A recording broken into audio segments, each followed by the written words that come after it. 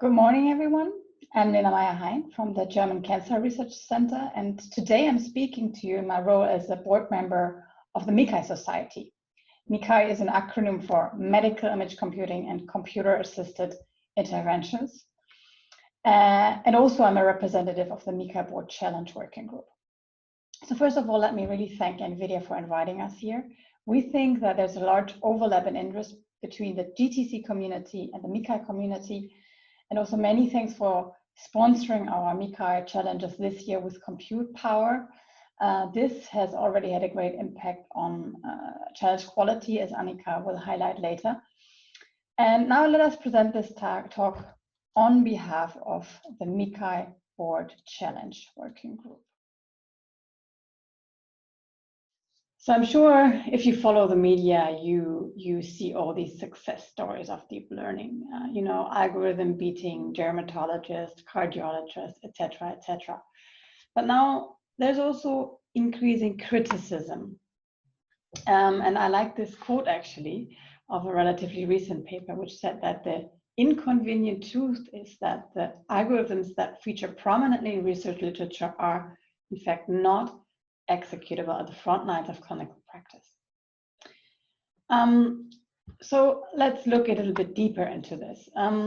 Most of you know that in AI, the way to do comparative assessment is challenges. So in analogy, in medicine, if you want to do a comparative assessment of medication, you would probably go for prospective clinical trials. Here, what is done is basically a joint, common data set is provided, and then the performance of different algorithms is assessed on the same data set. Now, if you follow these challenges a little bit, then you see that a lot of attention is actually given to the winning algorithm, prize money, re-implementation of the method, fame, faculty position, etc., etc. So one of the first things that we asked ourselves was, is the winner really the best? And we actually looked at this question in a larger consortium. You see all the logos here, and of course can read all the details in the corresponding paper. Now, to dive into this, let me introduce the Candel's-Tau correlation coefficient. So basically, tau allows you to compare rankings. Let's, for simplicity, assume this original ranking. Now, if you compute the tau for a ranking where you basically compare the ranking to itself, then you get a number, the value of 1. If you use the inverse ranking, you would get a -1, and then everything else would be basically in between. Now, what we did is we got raw data from about 50 international competitions that were performed. And then we investigated the ranking stability. So to give you an example, in this specific case, we compared aggregating metric values with a mean versus aggregating metric values with a median. Now, of course, mean and median are statistically different measures for a reason, but our observation was that the choice of which to use is often, basically taken quite ad hoc or not for a very good reason. And with this, we wanted to show that it actually can make a huge difference. So what you see in the plot is the tau. When comparing rankings of these specific challenges, when the ranking was performed with the mean or the median, and you see that the variation is actually quite huge. So if we take a representative example right from the middle, you see that we actually can change the winner with this.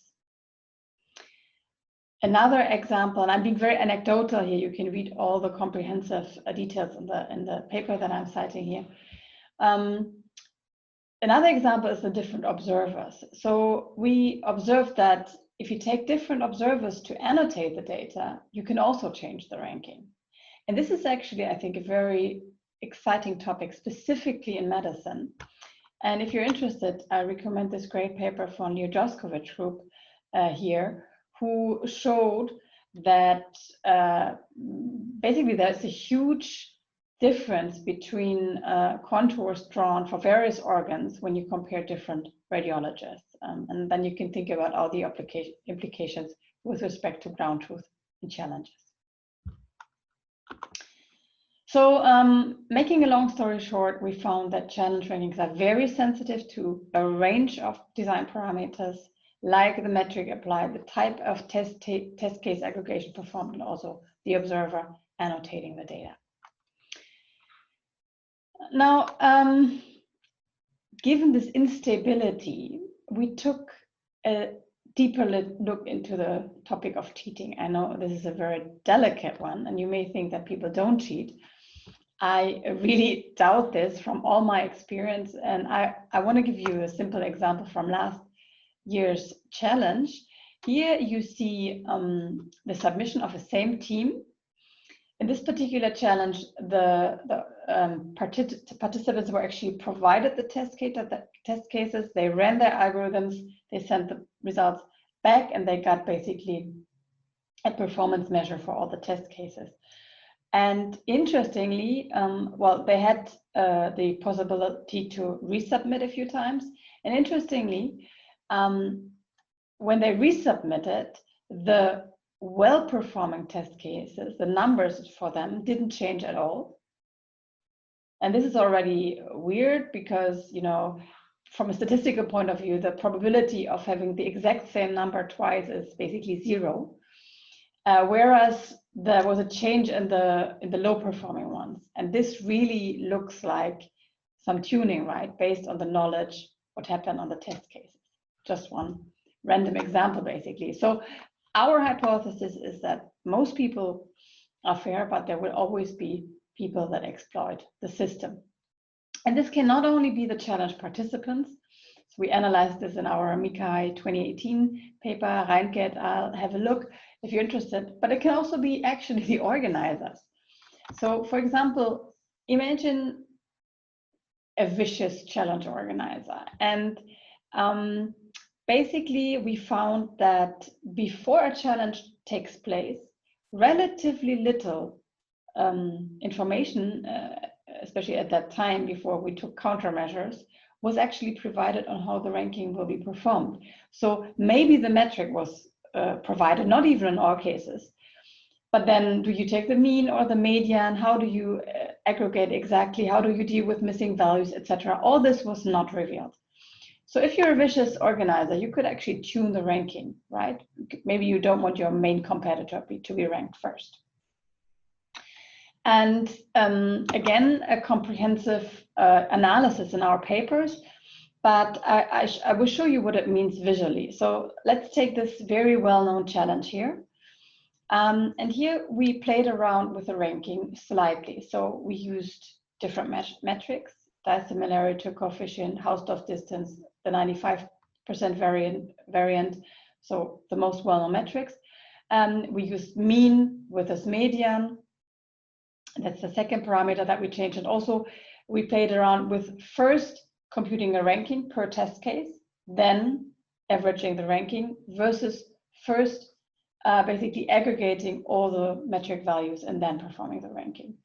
So the details don't really matter, but the result matters because you see here, by means of example, that the single design choices really make a big difference.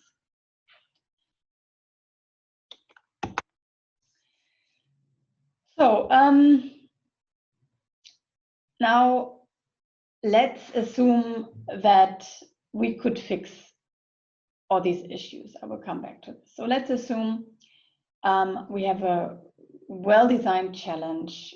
We make it transparent to the participants, etc., etc. Then, of course, the reporting of the results is also very relevant. And also here has been some criticism. This was on deep learning studies, very recent paper by BMJ. And we looked into this specifically in the context of biomedical image analysis challenges. Now, a lot of challenge parameters matter, and there's some obvious parameters that you would probably not forget in a paper, like how many training and test cases did you have, or what was the metrics? that you chose. There's also very important parameters that may not be so obvious. So for example, were the participants allowed to complement the training data with other data? We all know how important the data is. Or who annotated the data? Was it an expert? Was there emerging performed for many annotators? How are missing values handled, etc., etc.? And again, I'm making a long story short, but we analyzed more than 500 competitions, and we found that out of the parameters that we identified in a large consortium to be important, only about 2/3 were reported. That's the median. For example, 85% of the challenges did not give instructions or did not report on whether the training data could be complemented. So overall, we found, and I only presented part of this in this talk, that common practice related to challenge reporting is poor. It does not allow for interpretation and reproducibility. Also, the challenge design is very heterogeneous. For example, the choice of metrics. There's no standards, but these standards are actually requested by the community.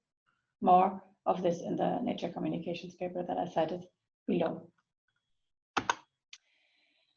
So given all these problems, it was a natural choice for the MICCAI Society to form a working group with a mission to raise biomedical image analysis challenges to the next level of quality, specifically, of course, MICCAI challenges, which make up, and this has been a very stable number for years, 50% of all biomedical image analysis challenges.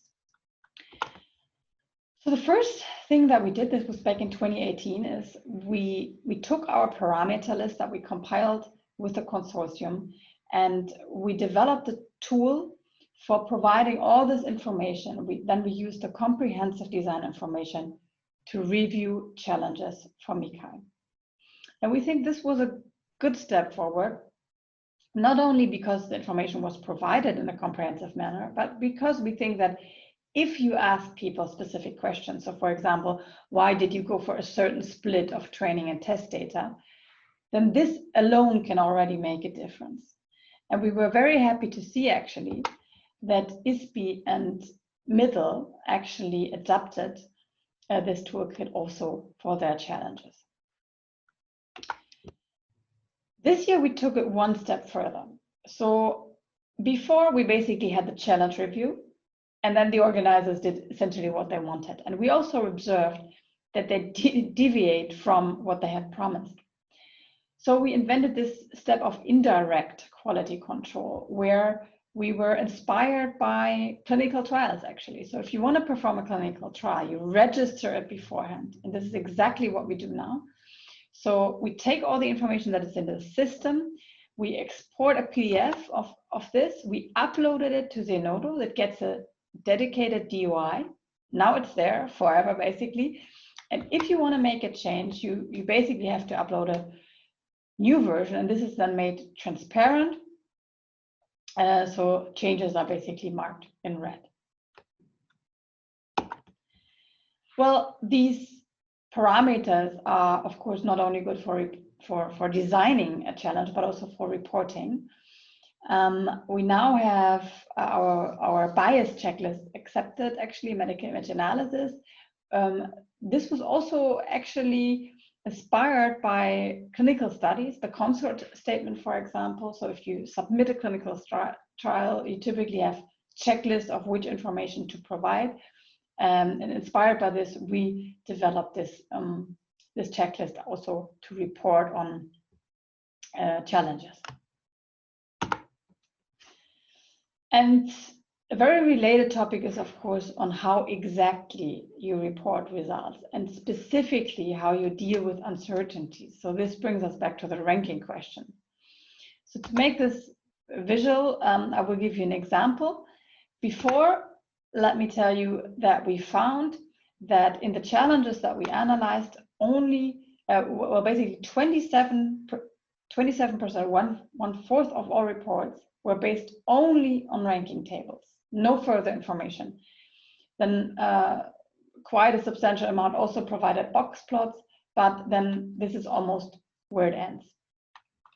So let's take these two challenges.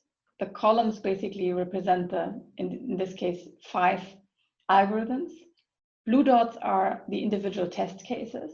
And you see that in the first case, we really have a clear performance difference between the challenges. In the second challenge, there is no performance difference. So what we did is we simulated this challenge and we drew all the samples, all the blue metric values, simulated metric values from an identical distribution.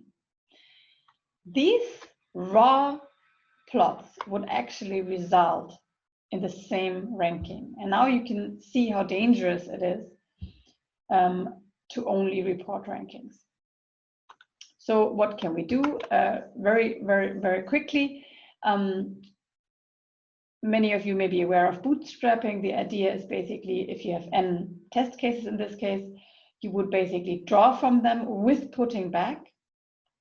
And then for these new test cases with the same number n, you compute a ranking, and then you can see whether the rankings are stable. And if we apply this principle to our first challenge, we see that we get a very stable ranking. So the winner is always the winner. This is what this dot means here. The last algorithm is always the last, no matter how we basically perturb the data. And this is very different in the second challenge, where you see that the ranking is really not stable at all. So if you're interested, I recommend you to look at our archive paper on this, Wiesenfahrt et al. All you have to do is provide your challenge, or even just your validation study when you want to compare your algorithm to other methods, as a CSV file, and then you get a full report out. And I'm happy to announce that we are about to release our web version on this, fast forwarded. So you just have to agree to a few privacy things. I mean, that's a formal thing that we have to do. Then you do a few design choices. You provide your CSV file. You tell basically the software what column is what in your CSV, and then the report is generated, and you get a full PDF out of it. That's it. So happy to get feedback for this one. Yeah, so that was a quick recap. I also want to give you a brief insight onto what's coming up. So one important aspect is metrics. And I'm giving you an example here. So let's say you want to detect, segment small lesions. And in this specific, and you take a specific metric implementation, then say this is the reference. It's all an artificial example. And these are two outputs by two competing algorithms. Then you see that the DSC values are extremely different. That's a huge difference, 0.75 to 0.88. So the range is 0 to 1. But these actually only differ in a single pixel. And obviously, there's something going wrong with this, right? So we want to fix this also upon popular demand. So we lined up with the BIAS consortium, a consortium for bringing also biomedical image analysis challenges to the next level. So basically the MICCAI working group is part of that larger consortium. So we want to develop the theory there. And then we have MONAI, the Medical Open Network for AI, who generously offer to take care of the reference implementations for all the metrics that we identify. Another point, generalization. So this would be beyond scope. I actually, as a researcher, I have another invited talk at the GTC, and I talk about this topic in particular. But to give you a teaser, you know, a lot of machine learning developers always argue that the training data distribution and the test data distribution should be the same. And that's for a good reason, because you know you train your algorithm for a specific distribution. But the clinical practice is really very different. So if you take your available data, you simply split it in training and test data. I think this is the very first step, but we're not finished there. Because the reality is so different, and I think we really need to go beyond this if we properly want to validate algorithms for clinical practice. And then finally, something that is giving us a headache because we don't have a good solution yet. You know, first we asked our question, is the winner really the best? And now we're asking, why is the winner the best? And this may sound trivial, but it's not, and I will give you an example. So this was the most well-attended MICCAI challenge last year. You see the first ranked 100 teams sorted. So this column here represents the winner. This column represents the 100th ranked place. And then you see several design decisions, architecture decisions taken by the teams. Now, if you look at the coloring, you see that really a specific design decision can be all over the place. So for example, the winner had a 3D unit like architecture, and so did place number 100. So what I'm trying to say is that there's a lot of information that determines on the performance of methods that is not commonly reported. And we really, we think, have to work on this issue. So, in summary, the MICCAI Board Challenge Working Group is aiming to cover the whole process of challenge design, execution, analysis, and reporting. We want to support the community. We want to have high quality challenges. We are very happy to get constructive feedback on whatever topic, because we see this as a community service. Yeah, and we're looking forward actually to your topic, to your feedback. And with this, I want to hand over to Annika Reinke, who will give you some more insights on the MICCAI 2020 challenges and some statistics on MICCAI challenges in general. Hello everyone, my name is Annika Reinke and I will present to you some insights about the MICCAI 2020 challenges. For this, we've sent a poll to the challenge organizers and I will show you the results. We had 24 challenges at MICCAI in 2020. And as you know, most of the challenges always deal with segmentation tasks, and they are also popular this year. But they are directly followed by classification challenges and by detection tasks. But this year we also had other unique task categories, things like out-of-distribution detection or uncertainty quantification. Many challenges use the grantchallenge.org platform, which offers easy solutions for the challenge website, the data, and the evaluation process. But 22% of the organizers still said, well, we want to use our own platform. Synapse is getting more popular. This is an open source framework which can also be used for challenge organization. Few challenges use the cardiacatlas.org platform and some other platforms like Kaggle, CodaLab, or AICrowd.com. Uploading the prediction was the most common choice for the submissions, but they were directly followed by the Docker containers, which is a nice step forward compared to the past 2 years where we had about 27% using Docker containers. And the rise might be due to the fact that NVIDIA thankfully sponsored GPU resources for challenge organizers, so thanks for that, NVIDIA. Most of the challenge organizers said that the evaluation ran smoothly, only 40% had some minor issues, but they were resolved quite easily. A mean of about 213 teams are registered for the challenges and got this data access. But as we know from the past, usually the number of submission drops by a large margin, and also this year only a mean of 91 teams submitted results for the challenges. But there was one challenge with more than thousands of registration and submissions, and this challenge used the Kaggle platform to attract more participants. Especially if we compare it to last year, we have a high rise and high increase in the number of submissions, where we had a maximum of 106, now we have more than 1,000. The data is always an extremely important part of the challenge. And this year we had a mean of 937 training cases and 315 test cases. And we had a maximum of more than 10,000 images for the training data.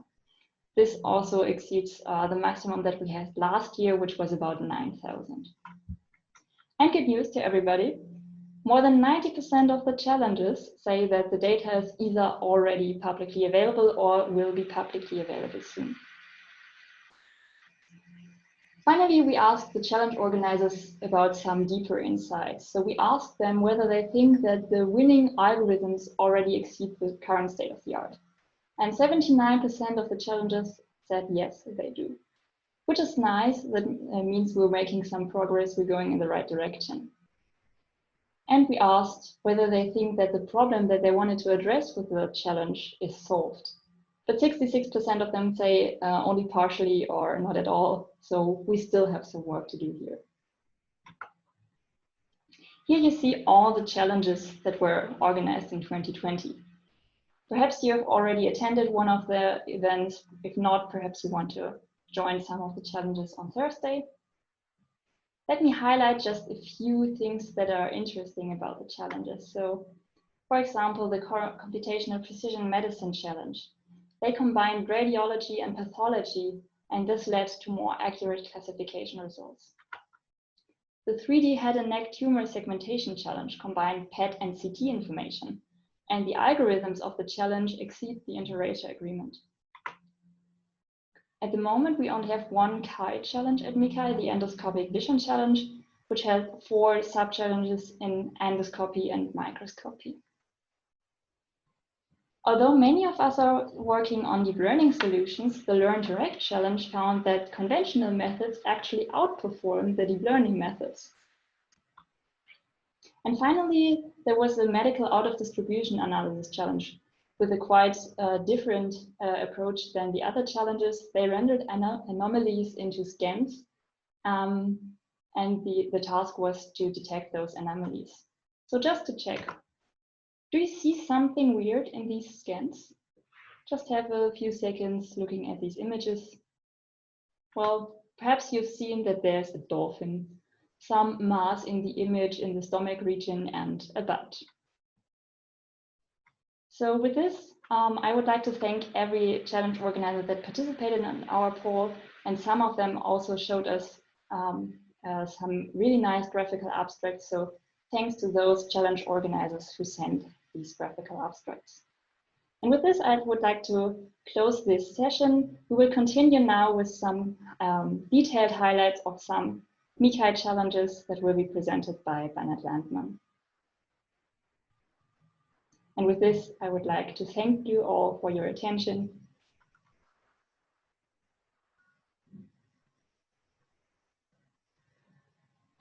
And happy to lead to the next speaker. Hello, my name is Bernhard Landmann, and I'm here to talk about the challenge highlights. We've seen a lot of things that have been happening at MICCAI 2020 challenges. Let's dig into a couple. First, we want to highlight the challenges that show the largest engagement with our community, the number of participants, and those that return the most data to our community in terms of data set size. Also, we'd like to bring forward challenges that have engaged in innovative practices that allow greater reuse of their results, and also ones that bring in interesting insights. And finally, we want to round out the program to show you the broad swath of things happening in the MICCAI 2020 Challenge community. First up is the PANDA dataset challenge. This is the prostate cancer grade assessment. The idea is to Gleason score prostate biopsies. There's a hidden data set, and participants submitted full algorithms. Now, the key thing about this challenge is the largest histopathologic data set in MICCAI to date. Over 1,000 teams registered, with a training set of 10,000 plus biopsies and a testing set of nearly 1,000 biopsies. The key things here are, first, it's a huge data set with huge images, over 10,000 by 30,000 pixels. There's a lot of opportunities for data wrangling, data exploration, and creative methods. There was a hidden data set that was private, so there was no cheating, and we can have confidence in generalizability of the results. The algorithms were all standalone submissions that are runnable. Now, there's also an interesting level of performance, but the algorithms reach pathologist level performance, and that's really exciting, and we're really interested to see what's going to happen with the external data at the workshop later this week. Next up is the multi-sender, multi-vendor, multi-disease cardiac image segmentation, affectionately called the M&Ms.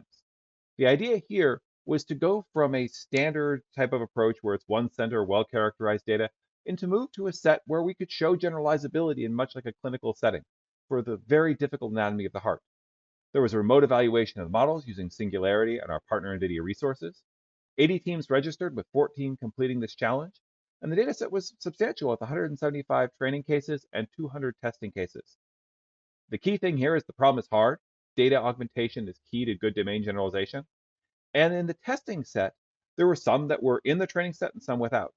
The ones that were in the training set showed very good results, but there's still a lot of work to be done when the type of modality in the testing set hasn't been seen before. This data set here, that the multi-vendor M&M data sets are going to be available for open access for future use, can help us think of algorithms that can tackle this difficult challenge. Next up is the Diabetic Foot Ulcer Challenge 2020. The idea here is to shift to photographic images and have the participants identify where the diabetic foot ulcers are. This has close ties to digital health solutions and telemedicine, where these images can be captured.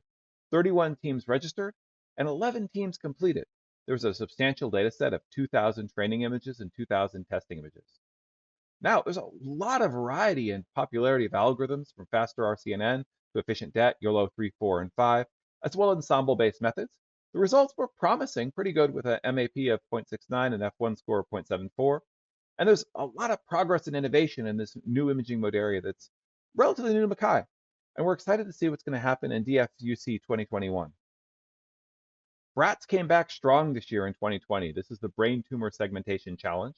The idea here is to evaluate the segmentation on brain tumor subregions.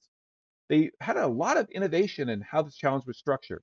They pre-specified the training, validation, and test data sets to go equality across all participants. There's patient-wise ranking that looked at how the scores were aggregated across 3 rankings and 2 metrics, and a very deep and complicated statistical evaluation to see what the differences were across teams. Moreover, this released new resources to the community in terms of pre-processing and evaluation metrics through both the Cancer Imaging Phenomics Toolkit, CAPTK, as well as the Federated Tumor Segmentation Platform, FETS. Almost 700 teams registered, with 78 completing this challenge. There was a lot of output at BraTS 2020. First, the individual metrics Dice and Hausdorff were each sensitive and showed small differences, but the aggregation of rankings really highlighted the difference across participating teams and turned to be a powerful technique.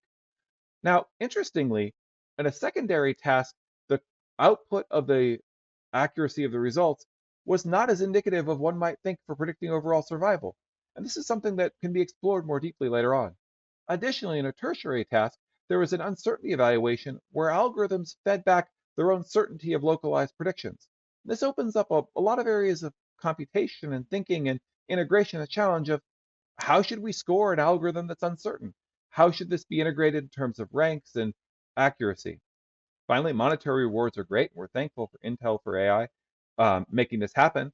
And they use this in an interesting way to make the top-ranked teams share a functional Docker so that the algorithms are accessible for evaluation and community support going forward. Now, surprise, we, MICCAI, are working with RSNA to organize BraTS as the RSNA MICCAI 2021 Challenge. This is going to be a huge, impactful multi-society challenge where they're going to manually annotate over 1,500 subjects with 12,000 scans using longitudinal MRI. There's a Twitter handle, of course. Please follow us. Now, last up is the SuperMUDI challenge. This is a lot different and brought in imaging physics and acquisition to look at super resolution of anisotropic diffusion relaxometry data. In a nutshell, a whole lot of relaxometry data was acquired, so 1,300 volumes, different contrasts, on 5 subjects, and then for training and 2 testing subjects. 86 teams registered for this challenge, with 16 completing it. Now, a lot of things happened here.